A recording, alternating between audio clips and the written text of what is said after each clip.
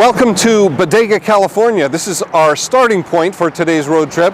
Our destination will be Tamales Bay. You are going to go along with us as we drive a fantastic Morgan Roadster and hear all about it from the man who saved the company here in the U.S., Bill Fink. All coming up next on Road Trip.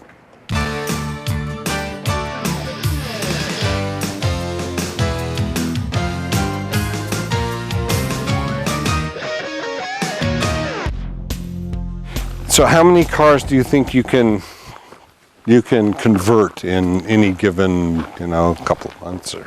Oh, we can do one a month. That's about it. There's a lot of work involved in each one. But that'll keep us pretty busy. Yeah, I should say. Looks like you got someone here who's busy already. Indeed. Okay. Meet my right-hand man, Keith Baldwin. Keith, glad to meet you. Oh. Busy man. Oh, Mark. Keith, I can tell that this is a Morgan right away. Even before I could read the little nameplate that says Morgan. You saw the wood first. I saw the wood. Yeah. Yes. Yeah, exactly. That makes it a Morgan. Yeah. So when you're making the conversion here, yeah. when you're creating it, how much of the original do you keep in? In actual fact, it goes right back to the chassis at the back, and it's a whole new rear suspension that Bill's been responsible for, and it works very well with the Corvette conversion. And we're looking at which model here? This will be an LS1 eventually, but it used to be a V8. Okay. But it will be a Corvette LS1 full drivetrain with a 6-speed gearbox. Now the dash. Yeah, that's a homemade one. It is. Yeah. But it will have. That's a customer's car. But will it have the walnut veneer? No, this one is exactly as he wants it. He just wants the new conversion. That's all he wants. We've got some nice dashboards that we could replace it with, and we've even done 2 Corvettes, I think, Bill, right? Yeah. With a German dashboard, which is very old looking, but it's a nice dashboard. A little more disciplined. Yeah, I like to put a glove compartment on both sides, which takes a lot of the room away from putting the gauges and the electrics. Okay.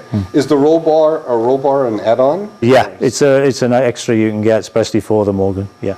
As you started to make that first conversion, what went through your mind? I didn't think it could be done. I didn't think we could do it. Personally, I didn't think so. No, I mean the size and everything, but I didn't think the car would take that sort of power, but the car does, and it's been improved every time with bigger tires, and they've had bigger engines, but it's coped with it. Morgan was in your life before America, wasn't it? Yeah. Tell me about that. My father was the first one of the Baldwins to work there, and then my brother went to work there as an apprentice, and he's now warranty manager and runs the repair shop.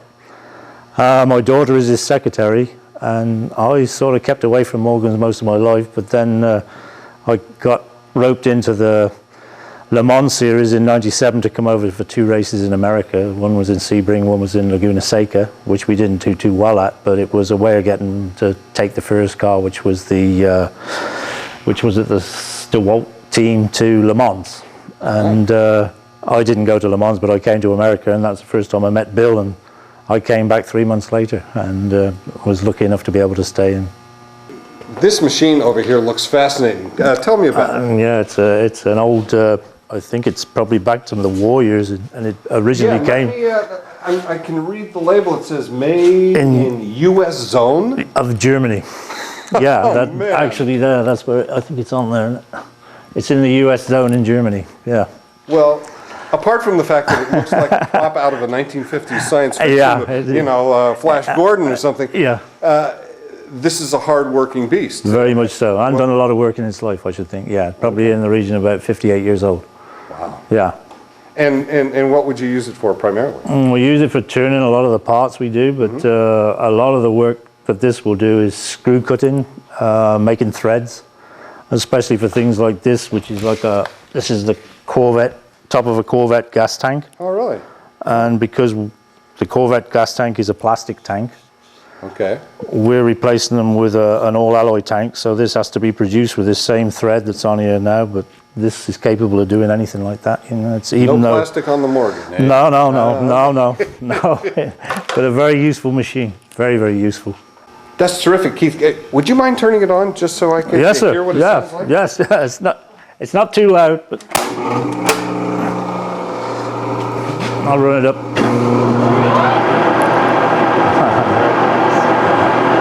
We got the mill there as well, so that we do a lot of the engineering work in house. Keith, I want to ask you about the fender. Yes. What is a vacuum-formed aluminum fender? It's done with in a mold instead of beaten out and welded like it used to. It's a complete. It's a molded in a press basically. Okay. And comes down, just presses it all into the shape where The before vacuum it was. fascinated me. I just wasn't sure about that. Yeah, but it's all done in a form tool, and obviously Morgans don't do them anymore in house. It's something they bring in from outsources. Keith, thank you very much for the information. Thank you, sir. Nice Bill to and I come. are going to take a little drive. Yeah, See you a hope you little enjoy later. it. Yeah, enjoy the sunshine. So, Bill, what car are we going to drive today? This is a 2002 Plus 8 with an LS1 in it. An LS1. The LS1 is the car aluminum V8 period 2002 that the Corvette used. It's about 330 horse. This British Roadster has an American Corvette underneath the hood. Can we take a look? Absolutely. That's unbelievable. The actually it started with what used to be a Buick, which was a Rover, which produced 190 horse on a good day. And the dimensions aren't all that different. How does it fit?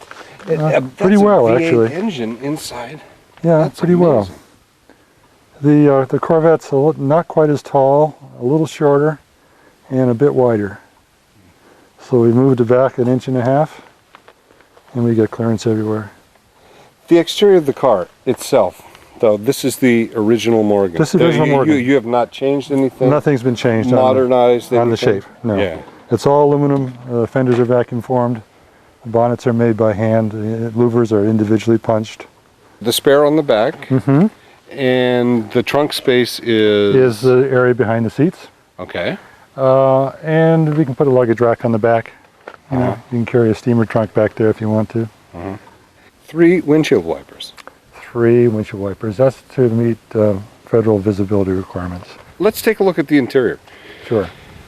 The seats. Leather, handmade, Okay. hand covered seats. Yes. And that's the way they would be Oh, this is in absolutely England. standard. Yeah. The only difference here is the tunnel's a bit larger because we have a torque arm in there, and the shift mechanism is in a different location on the transmission tunnel. This looks terrific. I am eagerly awaiting the experience of the car because all I've done is read about it, and I hear that it is a driving experience unlike anything else. That's true. Shall we? Absolutely. Let's do it.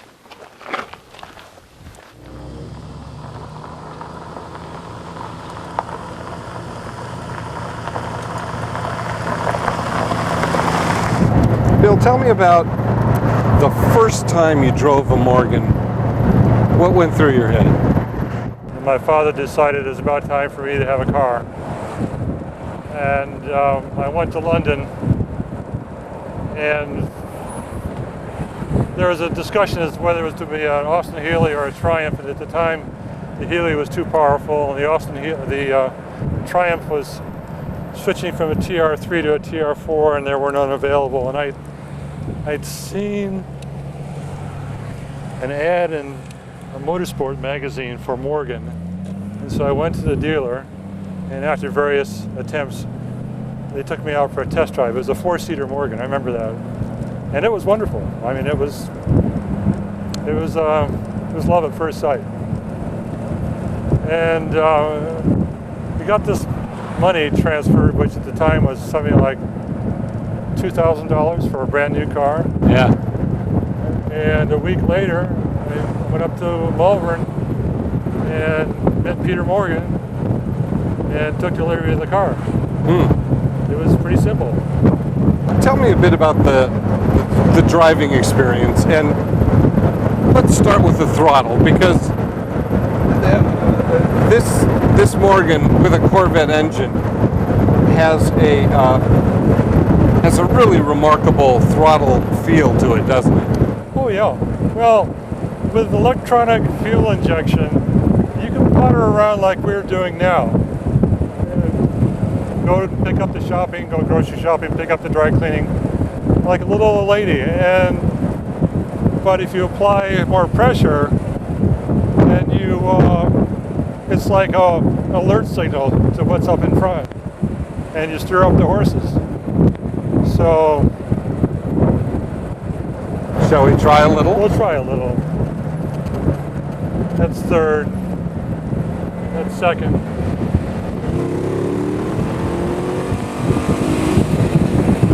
That's third.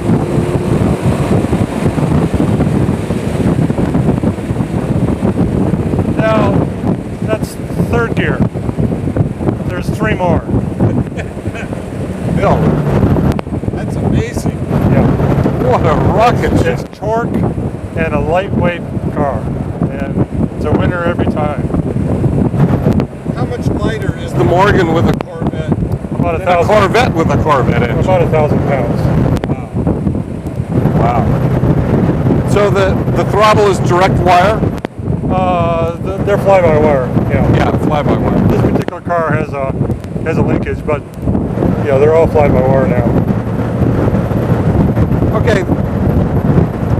This kind of throttle certainly needs a good braking system. Yes. Describe the braking system to me. It's 4-wheel discs. Yeah. We use a Camaro discs at the back, 11-inch disc. Morgan's disc at the front with a vacuum-assisted servo. It stops from 60 miles an hour and 114 feet. I could put all these cameras through the windshield. Let's not do that. No, we won't do that. Okay. Okay, suspension. How has the suspension been changed since the early days of Morgan? Well, Morgan, the front suspension is the same as the original Morgan back in 1910. The principle is the same. The structure is slightly different, but it's sliding pillar, and it's just a vertical movement. The rears, they use leaf springs until they're still using leaf springs on the traditional cars. But to cope with the power, particularly the torque and the twisting forces on the leaf springs, we had to chuck them off and go to coilovers. I remember when I was talking to Morgan's chief engineer, Morris Owen, who designed the Plus 8. I said, how do we know what's going to happen? Where do we put the axle? How we secure it? And he said, be brave. He said, take those leaf springs off and throw them away. So we did.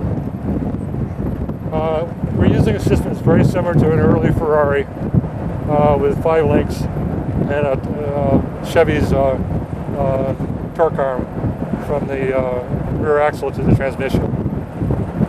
It came from my friend Morris Owen in the UK. I developed it a little differently than he had, but he was basically a copy of about a 1952 Ferrari with some GM addition to it, and it works pretty well. It absolutely prevents wheel hop. You can spin them, but they won't hop. Now, Bill, you are legendary in Morgan circles for having saved the Morgan, or in terms of saving it for people here in America. States, yeah. What was that like? How did that come about? Oh, I've been selling parts. When I was at Oxford, I bought one of the last cars we could legally get over here, and I got some tools, and I went to Morgan and said I wanted to convert the steering, and they supplied me left-hand drive steering components. And from my student digs, worked in the evenings and flipped the steering over, and gave the car to a friend of mine who's coming over here for his sister's wedding. And we shipped the car over, and the car got here. He went to the wedding, and he sold the car. We both made money, and I thought, that's not bad. So I bought some more and flipped the steering and sent it over, and we made some more money. And I thought I could probably do this as a business for a short period of time. But short periods grew longer, and I'm still doing it slightly differently than I did 40 years ago. How did you make the switch from import, export of Morgans to the conversion? Oh, well, that was really a switch that we saw coming but was forced on us, because the engine that was being supplied with the V8 was going to go out of production, and there were some warnings given her about 96, and then they extended it for another couple of years, but we knew the engine was going. And it was a question of what do we do to replace it? And we looked around, and lo and behold, GM produces aluminum V8 in the Corvette. And it seemed like the obvious choice, because we're always concerned about weight in this car, particularly putting weight up in front. And the aluminum V8 was a natural. The problem was GM wouldn't sell engines. When in '96, you couldn't buy a aluminum V8. They were going to build them all in the Corvettes. It wasn't until '98 that we could actually get our hands on one. That's hard to believe. They had no extras. I mean, No, they wouldn't. I mean, they wouldn't sell them. You couldn't buy them. was that a political decision or a technical? I think it was both. They thought that they're going to be overwhelmed with demand for this new engine, and the Corvettes were selling well, and maybe they had foundry limitations on capacity. I don't know. But the engines weren't available until '98, and that started the process. It took us a couple years to do the first car.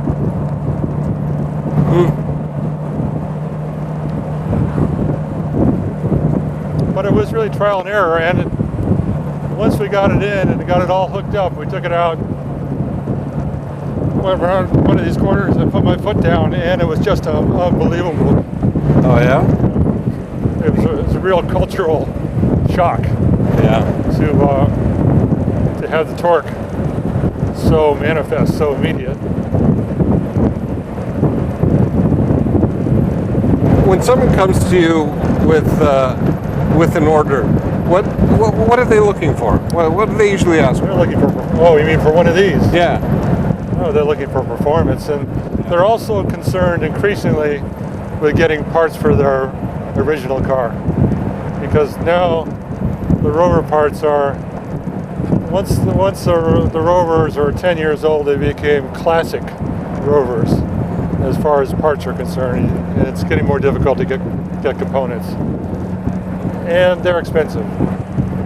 And when the Plus 8 came out, it was about the quickest car you could buy for anywhere near the money. But now you got vans that'll outrun traditional V8 engine Morgans. I mean, the Power Wars have really altered things, and Morgan really hasn't kept up with their production vehicles. So, Bill, we're getting into a period of time where we're looking very closely at alternative fuels. Absolutely. And one of those is propane. Absolutely. Give me your reading on propane, because you've been around that block. We built 250 propane-powered Morgans over the years, and it's a wonderful fuel. The only drawback with propane was access to the fuel. Everything else is positive. It's 110 octane. It has less carbon in it than gasoline, so it's cleaner burning. The engines will last twice as long. There's no dilution of the oil with fuel. There's no wash down in the cylinders. Wasn't there a time when you were tested where one of the agencies told you that propane would wreck the engine, and you took a car out and did some testing of your own? Yeah, well, that was Rover, actually. I went to Rover and said, you know, we'd like to do this. And Peter Morgan introduced me to their chief engineer. And I said, I understand we can have valve seat recession. Do you have any hard seats? And he said, well, yeah, we can supply you with hard seats, and I'll get some for you. You can try them out. And I went back, and he wrote a letter to Peter Morgan and said, we think this is very inadvisable for you to run these vehicles on propane, because those engines may not stand up to the fuel and the lack of lubrication that you get with propane, and the lack of lead being in the fuel. And it could damage the good name of Rover in the United States. And so we went out without putting the seats in and ran, I don't know, 8,000 to 9,000 miles around the country with the car, purposely abusing it, and brought it back, pulled the heads off, and it looked like it was new. So that was obviously not an issue. And I noticed when I was at Rover, they took me to a test bay where they run all the engines after they produce them and before they put them in the vehicles. And guess what they were running on? They were running on methane, on natural gas. And I thought, well, if you think that we're going to damage your vehicles with propane and you start them into life running them on natural gas, I don't think that's really an issue. Yeah. Well, Bill, you've accomplished a lot. What's there left for you to accomplish? Or Well, I'd like to see more of these cars. Yeah. You know, I want to see the Morgan Motor Company succeed and thrive and build what people want to buy.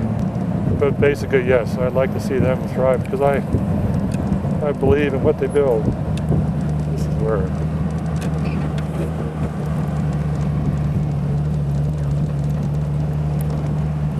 Well, we made it. Big Tamales Bay. That's it. Outstanding.